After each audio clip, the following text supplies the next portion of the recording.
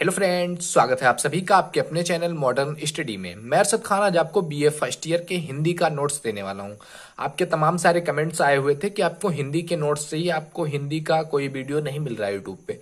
तो इसके लिए हमने बीए की हिंदी का शुरुआत किया हुआ है। तो बीए फर्स्ट ईयर के हिंदी का ये पेपर 1 जो आपका फर्स्ट पेपर है, ये इसका पहला वीडियो है। तो पहला जो आपका चैप्टर है बीए फर्स्ट ईयर के हिंदी का, उसका नाम है कबीर, यानी कि वो साखी नाम का पार्ट है। तो कबीर दास ने उसको लिखा हुआ है, तो कबीर दास से रिलेटेड ये चैप्टर है। तो सबसे पहले जो क्वेश्चन आता है इसमें कि आपको एक पद दे देगा, एक पद्यांश कबीर दास की जो लिखा है कबीर दास ने साखी, उसमें से एक पद्यांश देगा और उसको संदर्भ सहित व्याख्या लिखना होगा आपको। तो जो आपके सामने दिख रहा है ये पैराग्राफ, अभी देख सकते हैं आपके स्क्रीन पे दिख रहा है पैराग्राफ। इस पैराग्राफ का आपको संदर्भ सहित व्याख्या लिखना है। तो सबसे पहले संदर्भ लिखते हैं इसका। तो आइए सबसे पहले देखते हैं कि संदर्भ कैसे लिखते हैं। तो संदर्भ लिखने के लिए आपको लिखना है प्रस्तुत पद्यांश, यानी कि जो पद्य का अंश जो आपको पद्यखंड दिख रहा था, ये लाइनें, ये हमारी पाठ्य पुस्तक, आपके पाठ्य पुस्तक का नाम है मध्यकालीन काव्य। जो भी आपके पाठ्य पुस्तक का नाम होता है आपको संदर्भ में लिखना होता है।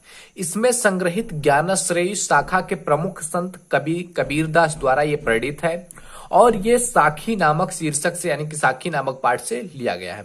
तो इस तरह से आपको लिखना रहता है। संदर्भ में आपको बताना होता है कि ये कौन सी बुक से लिया गया है, कौन से चैप्टर से लिया गया है और कौन इसके राइटर है, कौन इसके लेखक है। ये 3 चीज आपको संदर्भ में बताना होता है। तो इस तरह से अगर आप संदर्भ बताते हैं और इसके बाद आपको लिखना होता है प्रसंग, यानी कि जो आपको 4 लाइनें दिख रही हैं आपकी स्क्रीन पे, इसका प्रसंग क्या है, यानी कि प्रसंग का अर्थ होता है निचोड़, इसमें किस चीज के बारे में बात किया गया है। तो कबीरदास ने इस पद में ज्ञान साधना को स्पष्ट किया है कि जब ज्ञान व्यक्ति को प्राप्त हो जाता है तो उसका माइंडसेट किस तरह का हो जाता है, वो कैसे सोचता है, उसकी प्रवृत्ति किस तरह की हो जाती है। तो इसी चीज के बारे में बात किया गया है। तो प्रसंग में हमें बस निचोड़ लिखना है। कबीरदास ने यहाँ ज्ञान साधना को स्पष्ट करते हुए बताया है। अब आइए एक एक लाइन पढ़ते हैं और एक एक लाइन की अच्छे से व्याख्या करते हुए चलते हैं। तो आप देख रहे हैं आपके स्क्रीन पे लिखा हुआ है जो पैराग्राफ है कि पहला लाइन है, संतो भाई आई ज्ञान की आंधी रे। अब देखिए इसकी व्याख्या क्या होगी। संतो भाई यानी कि हे संतो या हे संतो भाई, आई ज्ञान की आंधी रे, यानी कि अब मेरे हृदय में को ज्ञान की आंधी चलने लगी है, हृदय में ज्ञान की आंधी आई हुई है, ज्ञान की आंधी चल रही है। एक एक लाइन पे मैंने ये देख लीजिए आप डॉट लगाया हुआ है, यानी कि यहां से यहां तक एक लाइन का जो आपका व्याख्या है। नेक्स्ट है आपका नेक्स्ट लाइन देखिए, भ्रम की टाटी सभे उड़ा रही, माया रहे न बांधी, यानी कि इस ज्ञान रूपी आंधी ने माया से जो बंधी हुई थी, माया रूपी रस्सी से बंधी हुई जो भ्रम की टाटी थी, उसको उड़ा दिया है। यहां तक है इस लाइन का अर्थ। क्या है लाइन? भ्रम की टाटी सभे उड़ाई, माया रहे न बांधी, यानी कि इस ज्ञान रूपी आंधी ने माया रूपी रस्सी से जो बंधा हुआ भ्रम का टाटी था उसको उड़ा दिया है। अब आइए नेक्स्ट लाइन देखते हैं। नेक्स्ट लाइन है, हित चित की द्वय थूनी गिरानी, मोह बलीडा टूटा, यानी कि इस ज्ञान रूपी आंधी के थपेड़े ने चित्त की जो दोनों अवस्थाएं हैं, जिसको यहां बताया गया है हित चित्त, तो हित चित्त जो ही चित्त की 2 अवस्थाएं हैं जैसे कि विषयासक्ति और ब्रह्मचार, तो इसके जो रूपी जो खंभे हैं जो भ्रम रूपी छप्पर को थामे हुए हैं वो टूट गए हैं। क्या कह रहा है आप देख सकते हैं स्क्रीन पे आपको दिख रहा है कि हित चित्त की दुई थूनी गिरानी, मोह बलीडा टूटा, यानी कि हित चित्त रूपी जो 2 अवस्थाएं थी चित्त की, वो जो खंबे की तरह काम कर रहे थे भ्रम रूपी छप्पर को थामने के लिए, वो टूट चुके हैं। एक एक लाइन का आप देख सकते हैं लिखा हुआ व्याख्या पूरी तरह से अच्छे से। आपको इसका पीडीएफ भी मिल जाएगा, आपको कोई प्रॉब्लम नहीं है। आप डिस्क्रिप्शन में दिए गए लिंक पे क्लिक करके इसका पीडीएफ भी डाउनलोड कर सकते हैं और अच्छे से आप इसको पढ़ सकते हैं। नेक्स्ट लाइन है आपका कि तृष्णा छान परी घर उपारू, कुबुधि का भांडा फूटा, यानी कि इस ज्ञान रूपी आंधी से जो तृष्णा रूपी छप्पर बना हुआ था, इसका जो मुख्य आधार होता है तृष्णा का, वो है मोह रूपी, वो बर्तन भी टूट गया है। क्या कहा एक बार फिर से आप देख लीजिए कि तृष्णा छानी परी घर उपारी, कुबुध का भांडा फूटा, यानी कि कुबुध रूपी जो भांडा था, जो मोह का भांडा था, जो बर्तन था, वो भी टूट चुका है और इसका जो मुख्य आधार है तृष्णा, इसका छप्पर का जो मुख्य आधार था वो भी टूट चुका है। नेक्स्ट लाइन देखिए, जोग जुगति करि संतो बांधी निर्चु चुए न प्राणी। यानी कि योग तपस्या करके संतों ने वो स्थान प्राप्त कर लिया है जहां पर जो है कोई प्राणी कभी कभी पहुंचता है, तो संतों ने वो स्थान प्राप्त कर लिया है। नेक्स्ट लाइन है आपका कि कूड़ा कपट काया का निकस्या हर की गति जब जाढ़ी। यानी कि जिससे क्या हुआ कि जब ये स्थान प्राप्त कर लिया तो जिससे कूड़ा रूपी जो काया थी उसका नाश हुआ और ईश्वर के प्रेम व अनुग्रह के रस की वर्षा हुई। नेक्स्ट लाइन है आपका आंधी पाछे जो चल बूढ़ा प्रेम हरिजन भीना। यानी कि क्या हुआ कि जिससे प्रेम की आंधी चली और भक्तजन प्रेम के महारस में भीग गए।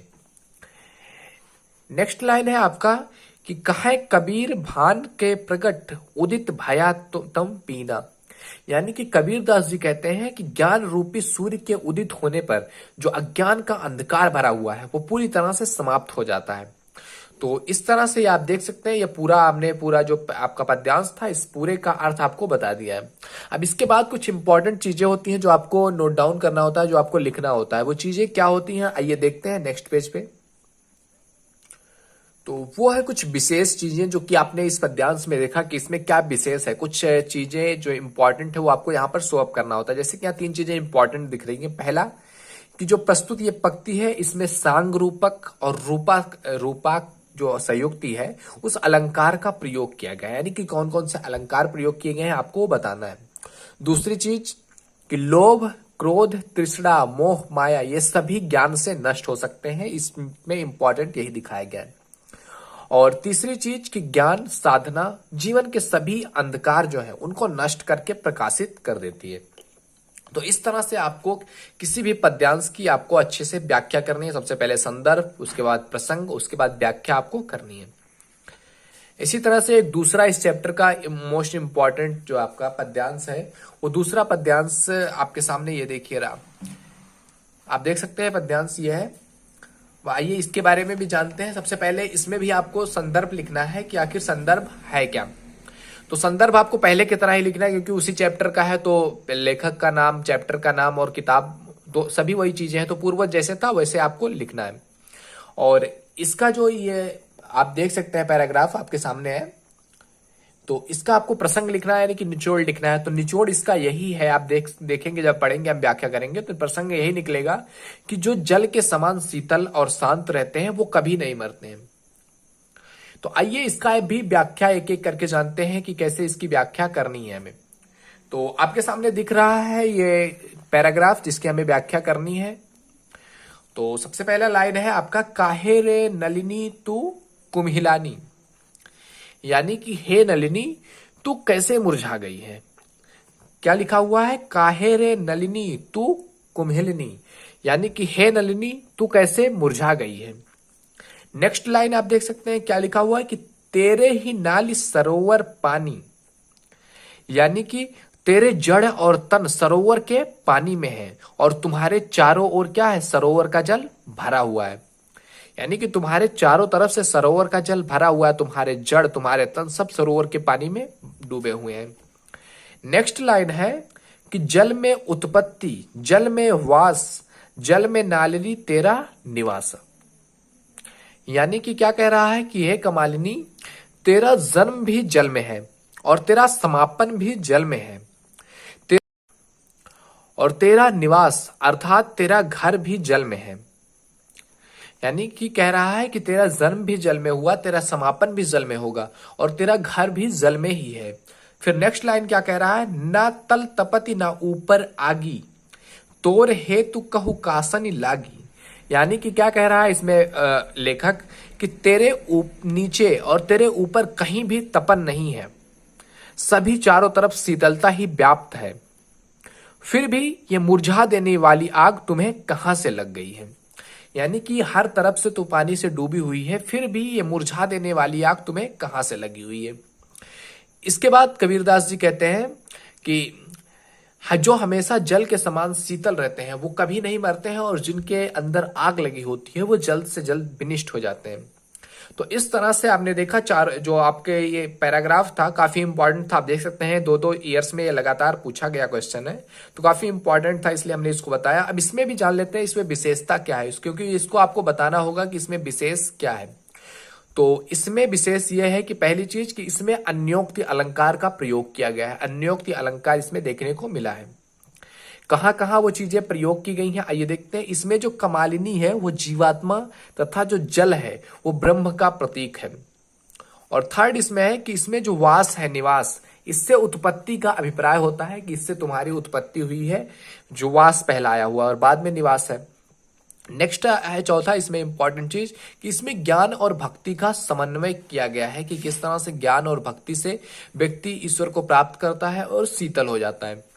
तो ये सारी चीजें थी जो आपका पहला चैप्टर का हमने पद्यांश का व्याख्या आपको पूरी तरह से बता दिया और समझा दिया है किस तरह से आपको एक एक लाइन का व्याख्या करना है।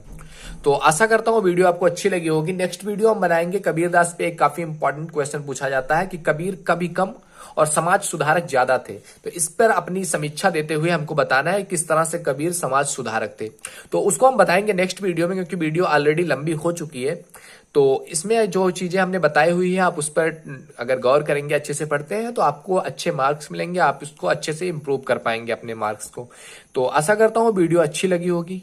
पीडीएफ आपको लिंक में मिल जाएगा, आप डिस्क्रिप्शन में दिए गए लिंक पे क्लिक करके पीडीएफ डाउनलोड करके आप अच्छी तरह से पढ़ सकते हैं। तो आशा करता हूँ वीडियो अच्छी लगी होगी, लाइक जरूर कीजिएगा। मिलते हैं आपसे अगले वीडियो में, तब तक के लिए जय हिंद जय भारत।